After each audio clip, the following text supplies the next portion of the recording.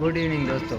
આજ સવારે હું 8 વાગે જોબ પરથી આવ્યો ઘરે અને આજે સવારનું હું જોઉં છું કેટલા જણા ચોટીલા ચાલીને જાય છે. એવો કડકડતો તડકો છે ને કે આમ બહાર નીકળવાની તમને ઈચ્છા ન થાય. તો પણ હજારોની સંખ્યામાં લોકો ચોટીલા જાય છે. ખરા તડકાના નાના બાળકોથી લઈને મોટા મોટા વૃદ્ધ પણ જાય છે. એવા મોટી સંખ્યામાં જાય છે બધા લોકો. તો તમને બતાવો અત્યારે લાઈવ અત્યારે મારી નજરમાં સાંજનો ટાઈમ છે ને તો પણ લોકો જાય છે. જો સવારના ચાલુ છે ચાલવાના. ગમે તેવો તડકો હોય ને તો પણ લોકો મોટી સંખ્યામાં ચોટીલા ચાલીને જતા હોય છે.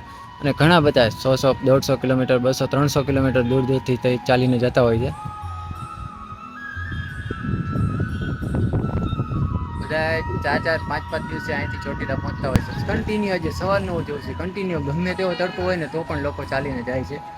કેવી ગરમી ચોટીલા ઘણું કહેવાય ભાઈ.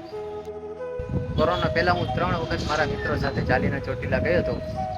મિનિમમ અમારે તો અહીં 65 70 કિલોમીટર જેટલું થાય છે. એટલે અમે તો 1.5 દિવસમાં પહોંચી જઈએ. તમે એક ગયા છો કે નહીં ચાલીને કોમેન્ટ જરૂર કરજો. અને કયા ગામથી ગયા છો એ પણ કોમેન્ટ કરજો. હું ક્યારનો વિચારું છું કે ધાબા પર જાઉં કંઈક વિડીયો બનાવું. ઉપર આવીને કંઈ હૂજતું નથી કે શું બોલું શું વિડીયો ઉતારું.